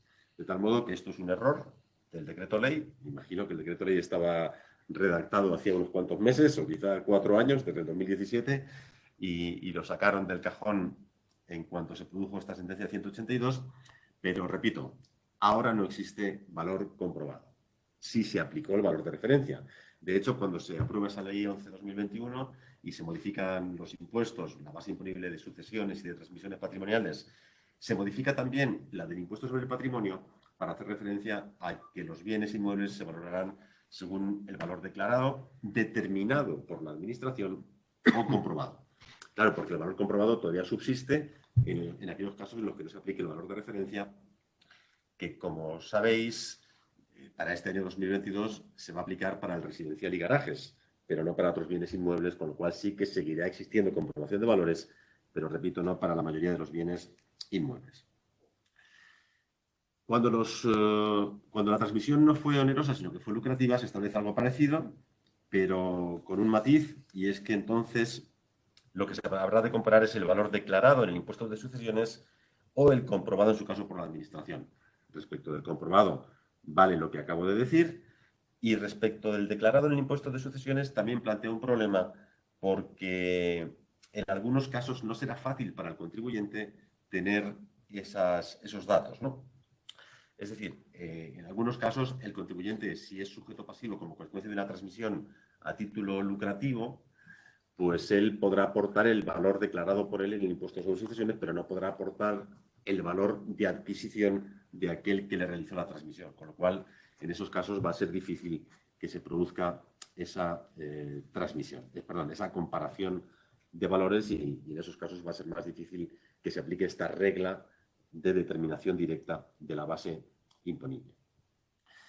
Bien, y Y establece otra cosa interesante también, lo que he comentado antes del valor del suelo. Podría haber aprovechado esta regulación para incluir otros componentes que habían sido controvertidos y litigiosos, como la posibilidad de computar a estos efectos el coste soportado por el propietario del terreno con los proyectos de urbanización, que es algo muy razonable, que el Tribunal Supremo resolvió de una forma controvertida o cuestionable y que se podría haber aprovechado ahora para actualizar y no se ha hecho. Y establece algo que sí que tiene interés, ¿no? Y es que en los supuestos en los que no hay incremento de valor y la transmisión está no sujeta, establece expresamente que en estos casos el periodo de generación de la anterior transmisión no se añadirá al periodo de generación de la siguiente. Es decir, que si alguien adquirió en el año 2010 y transmite en el año 2021 y esa transmisión no está sujeta, el nuevo adquirente tiene 4 años, pues su periodo de generación será de 4 años. No se añadirá el periodo previo no sujeto, que era la regla general establecida sobre todo en los supuestos de aportaciones a sociedades de ganancias. Bien, eso por lo que se refiere al 104 y por lo que se refiere al artículo 107, que es el que regula la base imponible, nos encontramos en primer lugar que la regulación va a ser similar y prevé la posibilidad de que las ordenanzas fiscales establezcan un coeficiente reductor sobre el valor catastral que pondere su grado de actualización con el máximo del 15%. Bien, a mí esto me sorprende. Me sorprende porque parece que habilita a las corporaciones locales a reducir la base imponible mediante este coeficiente de ponderación, pero bien, hay que recordar que este impuesto es potestativo, que se puede establecer o que se puede no establecer y que se puede ponderar el gravamen también con el tipo de gravamen, con lo cual pues no me parece que fuera necesario y bueno, ya veremos si en la práctica hay algún ayuntamiento que utiliza esta opción que le da el legislador de bajar o reducir la base imponible en los casos en los que haya diferentes valoraciones catastrales del suelo. Y la gran novedad, como decía, es que se establece unos nuevos coeficientes. Ya no están los tramos por lustros que había antes, que era para cada 5 años había un tramo con unas horquillas que las concretaba el ayuntamiento, sino que hay coeficientes fijos. Coeficientes fijos que, por ejemplo, es para el periodo de menos de un año es el 0,14, para el de un año el 0,13, para el de 2 años 0,15, para 3 años 0,16, 0,17, que son un poco novedosos y que también llaman un poco a engaño porque no hay una explicación que debería haberla habido en la exposición de motivos que facilitara la comprensión de estos coeficientes. Bien, estos coeficientes lo que hacen es medir exactamente, según datos estadísticos, el incremento de valor en esos periodos, ¿no? En el periodo de 3 años, en el periodo de 7 años, en el periodo de 10 años, y por eso es por lo que el coeficiente va bajando. Porque cuando llegamos al periodo de la crisis, en ese periodo de la crisis el incremento fue negativo, y entonces eso hace que el coeficiente de determinación del incremento de valor disminuya respecto de los cortoplazos, pues de tal modo que, por ejemplo, ahora mismo el coeficiente más alto está en las generaciones de 5 o 6 años, que es el 17%, y luego baja al 0,10, al 0,9, al 0,8. Bien, con lo cual, esa es la explicación. Coeficiente unitario por cada periodo de generación, delimitado por años, y con alguna cuestión interesante que destacar, ¿no? En primer lugar, se establece que estos coeficientes se actualizarán cada año, pero no sabemos bien qué pasará si no se cumple ese compromiso. Es curioso para el lector que ve que si el primer tramo es inferior a un año y el coeficiente es 0,14, y sin embargo, pasado un año es el 0,13, dice, oye, esto es una faena, ¿no? Porque parece que hay un error del salto. No es así. Esa lectura es la primera, pero no es así, porque en realidad el 0,14, que es el del menos de un año, se pondera por meses, se prorratea por meses. De tal modo que el coeficiente máximo que se va a aplicar es el 12%, porque es el de 11 meses. Cuando alguien supera los 11 meses y llega al 12º, ya cambia de escalón y se le aplica el 13%, que es el correspondiente a periodos de más de un año. Y hay un par de cuestiones más interesantes en la regulación que serían básicamente las siguientes, ¿no? Se prevé que cuando a instancia del sujeto pasivo, conforme al procedimiento establecido en el 104 anterior, se constate que el importe del incremento de valor es inferior al importe de la base imponible determinada con arreglo a lo dispuesto en los apartados anteriores, se tomará como base imponible el importe de dicho incremento de valor. Es decir, que se podrá tributar por la opción menos gravosa. Bien, esto que podríamos llamar estimación objetiva, los coeficientes que se corresponden con el modelo anterior, o bien la medición exacta, que podríamos llamar estimación directa, que supone la comparación de valor de transmisión y de valor de adquisición. Aquí nos cabe la duda de si estamos ante un derecho de opción de los que establece el artículo 119.3 de la Ley General Tributaria, con los consecuentes problemas que plantea en ocasiones en relación con el cambio de opción ejercitado por primera vez por el contribuyente.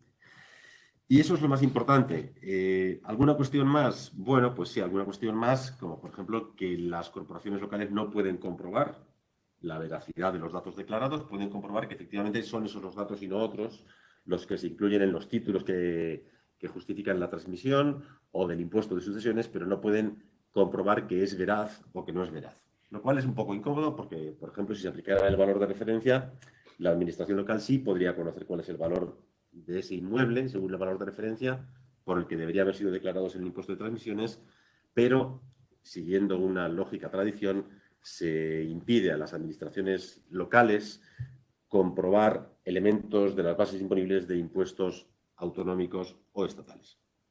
Y la última cuestión es que se establece que las corporaciones locales, tienen un plazo de 6 meses para adaptar las ordenanzas fiscales a la nueva regulación.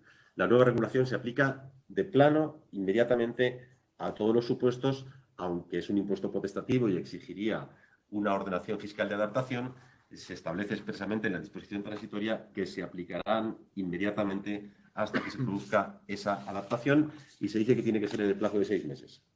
Problema, no dice qué sucederá en los supuestos en los que las administraciones locales no cumplan ese compromiso de adaptar las ordenanzas fiscales en 6 meses.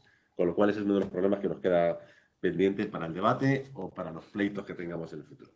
Así que, bueno, esto es justo en el tiempo que nos habíamos marcado y abrimos el debate o seguimos con el debate del que ya tenemos algunas preguntas. Fantástico. Pues mira, Diego, justo en relación con tu parte había 2 preguntas. La primera era en relación con la aplicación de esos coeficientes de incremento del valor en tanto las ordenanzas fiscales no se aprueben, pero creo que justo lo acabas de resolver, es decir, lo podemos aplicar directamente, ¿no? Y el segundo punto era si es posible predicar una nulidad respecto de la reforma realizada por el Real Decreto Legislativo por haber utilizado ese instrumento, pero justamente creo que lo que decía es que al no afectar al deber de contribuir como tal, sino simplemente a distintas cuestiones y dejar al contribuyente en una situación similar, pues en principio no parece que tenga eso muchas probabilidades de éxito, ¿no? Bueno, yo creo que no tiene muchas probabilidades de éxito, pero en cualquier caso, vista la jurisprudencia del Tribunal Constitucional, nos encontramos con una realidad y es que hay que mantener vivos los pleitos. O sea que aquel que se aquieta, que es un poco la expresión que salía hoy con tu intervención, el que se aquietó y no impugnó aquellas liquidaciones, pues hoy se ve perjudicado porque no se le aplican los efectos de la declaración de inconstitucionalidad, ¿no? Entonces yo creo que no hay que aquietarse, hay que utilizar también este argumento, que no me parece de gran probabilidad de éxito, pero hay que utilizarlo, también pensando en la posibilidad de luego instar la responsabilidad patrimonial del Estado, con lo cual siempre en las demandas el último fundamento jurídico tiene que ser para poner de manifiesto que además de todo lo anterior es inconstitucional por este motivo. Eso nosotros sí siempre, ¿no? Eso es. Bueno, nos preguntaban también qué pasaba con la solicitud de rectificación de las autoliquidaciones desde el 26 de octubre, que empezaron a filtrarse pues, justamente borradores, textos de la sentencia hasta la publicación. Ese creo que también lo habíamos resuelto y es que la sentencia fija como fecha de limitación de efectos el día 26 de octubre. Entonces, tendríamos que ir a alguno de esos casos a los que nos íbamos refiriendo un poco en distintos grupos y subgrupos. En relación con el ICIO, nos planteaban una pregunta interesante, la verdad, que era ¿qué pasa con la aplicación de la doctrina que había sobre la base imponible y la maquinaria en todo tema de aerogeneradores, de placas solares, a otros tipos de industrias? Nos decía incluso el asistente que había algunas sentencias recientes, alguna de TSJ de Madrid, donde a otras industrias, pues lo que se estaba haciendo era incluir en la base imponible del ICIO la totalidad de la maquinaria o de las instalaciones que se iban a implantar en la fábrica o en la planta. Bien, la verdad es que aquí también hay una una primera idea que a mí me sorprende mucho la jurisprudencia del TSJ de Madrid en relación con el ICIO, porque es bastante tolerante con la administración, ¿no? Lo digo porque, por el contrario, en relación con la tasa de vados, como todos sabéis que cada año hablamos de la tasa de vados, pues es bastante exigente y bastante implacable en la exigencia de la legalidad en la actuación del ayuntamiento, ¿no? Y lo digo porque creo que el año pasado ya lo comentamos en la jornada, hay una actuación que a mí me parece tremendamente criticable en el Ayuntamiento de Madrid en concreto, que es la exigencia de que el beneficio industrial esté separado en la factura para poder descontarlo de la base imponible, que me parece que es una actuación desproporcionada. Y sin embargo, el TSJ, no conozco la demanda, pero sí conozco la sentencia. La sentencia parece haberlo consentido. No sé si la demanda estaba sólidamente fundada o no estaba sólidamente fundada. Y aquí pasa algo parecido, ¿no? En principio, respecto de lo que integra la base imponible, serían aquellos elementos inseparables, y esa era un poco la idea nuclear a través de la cual se construía ese concepto de base imponible en el ICIO. Y claro, cuando llegaron las jurisprudencias, que además fueron en interés de ley, sobre los parques eólicos, los aerogeneradores, y que luego se amplió a las fotovoltaicas, pues se ampliaron ese concepto y se incluyó también la maquinaria, que sí que era separable, ¿no? Bien, pues lamentablemente parece que es así. Parece que es así y que tenemos esos dos factores, que el argumento razonablemente existe, aunque es dudoso, y que el TSJ de Madrid en particular es muy tolerante con las actuaciones del ayuntamiento y con lo que dice la ordenanza fiscal en relación con el impuesto. Con lo cual, pues hay que intentar llegar al Tribunal Supremo a ver si delimita un poco más la base imponible en relación con esto. Yo creo que hay realmente, o sea, en casos de instalaciones, bueno, no sé, pues máquinas concretas que se instalan, no sé, en tratamiento de plásticos, una granceadora, por ejemplo, ¿no? Que suelen al final ser máquinas grandes, pero bueno, que uno se la puede llevar o traer. No sé, yo por dar también alguna idea, estaba justo comprobando ahora la normativa catastral, aunque el concepto de obra o construcción o instalación del ICIO no tiene por qué coincidir con el catastral. Sí que es verdad que si vamos a las normas técnicas de evaluación catastral, nos dice que se considerarán construcciones, entre otras, las instalaciones industriales asimilables al concepto de edificio y no al de máquinas, aparatos o artefactos. Y además la ley, el texto refundido del catastro excluye también el utillaje. No sé, se me ocurre que pueda ser, o sea, que aquellas industrias que tengan máquinas como moles, como edificios, pues quizás sí haya que incluirlo. Aquellas en las cuales pues quizá te lo lleves, lo atornilles, bueno, efectivamente habrá que hacer algún ajuste, pero no sé, yo creo que el TSJ de Madrid sí está contemplando la necesidad de que la instalación o la máquina sean fijas, en general, ¿no? Claro, es que, o sea, la doctrina que he visto de, claro, de esa sala, lo que pasa es que la maquinaria normalmente va a ser fija, o sea, porque no, quiero decir, o sea, porque si es desmontable y te la llevas, eso no está en la base imponible. Sí, lo que pasa es que ¿cuál es el concepto de desmontable? Porque al final... Pero es una cuestión de hecho eso. Es una cuestión de hecho susceptible de prueba, como todo. ¿Cuántos tornillos hay que quitar, no? Hay que mirar eso. Que eso. Claro, al juez le tienes que suministrar el dato con una pericia. Increíble. Y hay una cuestión aquí final que es muy interesante, ¿no? En relación con la recaudación, parecía, por lo que contaba José, que hay argumentos para oponerse, pero es cierto, que lo decías también en la intervención tuya, ¿no? Que sería ilógico que por una parte de la sentencia limitara los efectos de la impugnación y al mismo tiempo dijera que no se puede recaudar. Y dice, bueno, pues es que ni me molesto en impugnar porque directamente no se puede recaudar, ¿no? Pero me planteaba qué pasaría con las sanciones. No es habitual que los ayuntamientos sancionen, pero que habría la posibilidad de que hubiera alguna sanción por incumplimiento de deberes en relación con la plusvalía y que estuviera firme y pendiente de pago. Entonces, no sé si Jesús o José tenéis alguna idea al respecto. Bueno, eso lo hablamos nosotros el otro día, ¿no? Y yo creo que en este caso concreto, si hubiera sanciones, la verdad es que yo no he visto sanciones en esta materia, pero si hubiera, yo creo que aquí lo que juega es el principio de la irretroactividad de la norma más favorable. Entonces, en este sentido, no podría ejecutarse la sanción.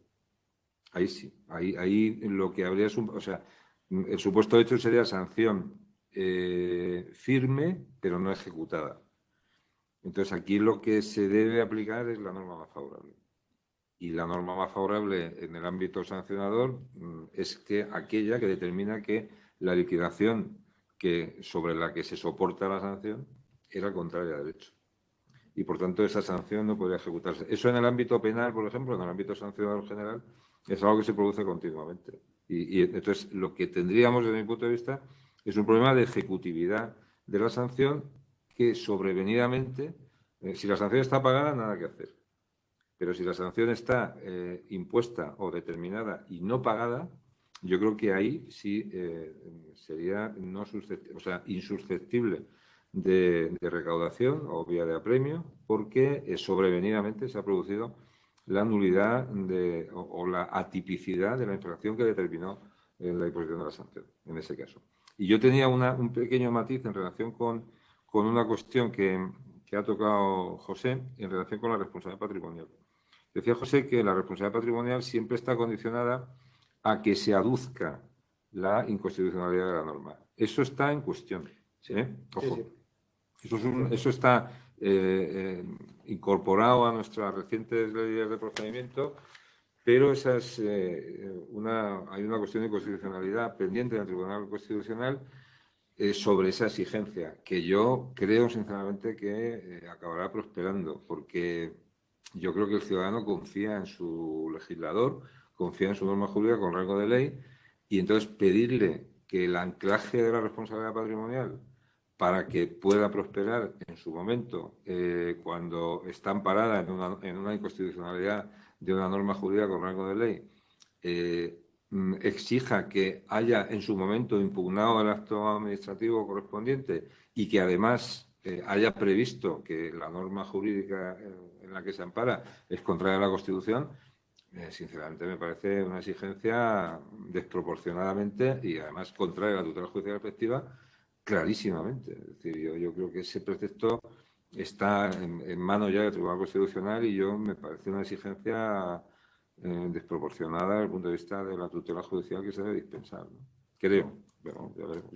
De todas formas. Muy bien, pues yo creo que entonces cerramos esta cuarta sesión. Muchas gracias a todos los que habéis asistido. Os mandaremos las diapositivas con la referencia de las sentencias. Lógicamente, si tenéis cualquier duda o cuestión, pues estaremos encantados en revisarlo. Y esperamos que el año que viene, en 2022, pues en noviembre nos podamos ver aquí las caras, que es lo que realmente nos gusta, compartir después con todos vosotros pues un café y una charla y bueno, pues hablar de estas cuestiones que a todos los que estamos aquí yo creo que nos interesan y nos afectan. Que tengáis un buen día. Gracias a todos. Hasta luego. Gracias.